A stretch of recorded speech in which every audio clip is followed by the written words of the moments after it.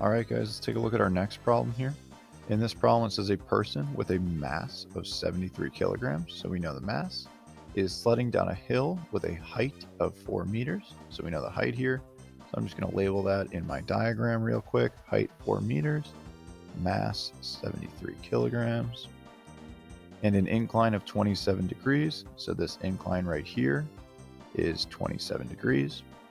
There is a force of friction between the sled and the snow of 32 newtons. So we know that force friction points in this direction, and it should be 32 newtons. As the sled slides down the incline, positive work is being done by what? This force transfers energy from what to what? So let's draw a free body diagram of our guy really quick. So here's our guy on the incline, and we know that force gravity points down on this person because force gravity always points straight down. We have force normal pointing perpendicular from the incline, and then we have force friction pointing parallel from that incline. This is going to be important because it's going to help us figure out these next few problems. So as the sled slides down the incline, positive work is being done by what? Well, what force is acting in the same direction that they're moving? If they were to slide down this incline, their velocity would be pointed in this direction, right? But they would still just be moving in the general downward direction. So we need a force that points down. Well, that's easy. The only force that's pointing down the incline, even though it's not fully down the incline, is force gravity. So positive work is being done by force gravity. And another way to think about this is what type of force is going to speed this person up as they go down the incline? And we know that gravity is what's pulling them down, so gravity is going to speed them up. It's going to give them kinetic energy. So this force is transferring energy from what? Well, we know that force gravity depends on mass and gravity. And we can also see that they're at a certain height here. So that means really that we're looking for a type of energy that depends on mass, gravity, and height. What type of energy is that? Well, that's just GPE. And again, we know it's GPE because they have some height in the beginning. And anytime you have height, you have energy. So this force is transferring energy from GPE into what? Well, what happens as they go down the incline? They speed up, which means that they are gaining kinetic energy. The amount of positive work done by this is equal to some number. So in order for us to figure that out, we're going to have to use our work equation. We know that work is equal to the force, in this case force gravity, times the displacement. So here's the tricky thing. Force gravity points down here. What is the displacement of our sled from here to the bottom of the hill? Well, there's two ways that we could solve for this. One way is we could find the hypotenuse and then the angle between those, or we could just take the easy way and realize, hey, they're starting at the top and ending at the bottom. So the displacement here is actually just 4 meters. And I know that this is correct because gravity is really only acting from here to here. So force gravity times my displacement, which is 4, times cosine theta. Well, force gravity points down, and the displacement, they're moving from up here to down here, is also down. So therefore, the angle is just 0 degrees. We can solve for this, plugging in our variables for force gravity, and we find out that this work should be 2,861.6. So we can go back and add this to our table really quick. Now that we have the work done by force gravity, let's take a look at our next part. While this is happening, negative work is being done by something. Well, the only other two forces we have is force normal and force friction. Force normal points perpendicular to the incline, and since they're not moving perpendicular to anything, it's not doing any work. But force friction points in the opposite direction of motion, and we know that force friction always does negative work. So this is going to be force friction here. And this force is transferring energy from what? Well, force friction is going to slow us down. So it's going to be taking energy from kinetic.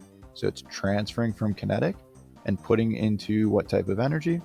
Well, anytime we have force friction, we have thermal energy. So it's transferring energy from kinetic, meaning that it's slowing our sled down by generating thermal energy. How much work is done? Well, this is the hard question. Work is equal to force. We know force friction times the displacement. We have to figure out what this d is times cosine of our angle. Well, let's look at this problem really quick. We see that force friction acts in this direction. We see that they move in this direction. So the angle between the displacement and the force is going to be 180 degrees. But now we need to think about, what is the displacement? Well, the displacement for force friction is the distance that force is acting over. Force friction is acting from here all the way to here. So the displacement is actually this part right here. It's going to be the hypotenuse. So in order for us to figure that out, we're going to have to do some trig real quick. So if we look at our triangle, we're missing this side, the hypotenuse. I'm just going to write it as x, and I'm going to rewrite this side as the opposite. So I know that I have the opposite, and I'm looking for the hypotenuse. So that means that sine of theta is equal to opposite over hypotenuse. Well, if I'm solving for x here, I'm just going to multiply x over. So I get x is equal to the opposite, and we know the opposite is just 4, divided by sine of our angle. And our angle in this problem is 27 degrees. Now that we have this information, we can plug that in for D and figure out what the actual displacement is. We find out that the displacement should be 8.81 meters. And that makes sense because we would expect the hypotenuse to be bigger than the height, because that's how triangles work. Now that we have all this information, we can just go back and plug it in. It gave us force friction in the beginning. In case you forgot, it told us the force friction was 32 newtons. So I know that work is equal to 32 times 8.81 times cosine of 180, which is just -1. I solve and I find out that the work done by force friction is -281.94. And again, we know that this will always be negative because force friction is always going to slow our objects down and take energy from kinetic. So we can write that here, -281.94. So let's take a look at our last part here, the energy in the sled at the bottom of the hill. So once our sled reaches the bottom of the hill right here, we need to figure out how much energy it has. Well, we know that as the sled goes down the hill, force gravity is pumping energy into kinetic. How much energy is it putting into kinetic? It is putting 2,861.6 joules of energy into kinetic. But while that's happening, force friction is taking energy from kinetic, and it is taking 281.94 joules of energy. So all we have to do to figure out our kinetic energy is just add these up and figure out what is left in kinetic. Because if I'm putting 2,861 in and I'm taking 281 out, whatever is left after I add these together is what I have in my sled. I find out the kinetic energy left in my sled at the bottom is 2,579.66 joules. Last question, what is the velocity? Well, we know that kinetic energy is equal to 1/2 mv squared. We know what the kinetic energy is at the end of the problem, so we just have to solve for velocity.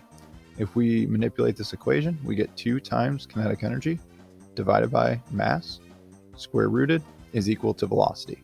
We know the kinetic energy, we just solve for it. We know the mass, it's given to us. All we have to do is plug in, and we find out that the velocity of our sled at the bottom of the hill is around 8.41 meters per second.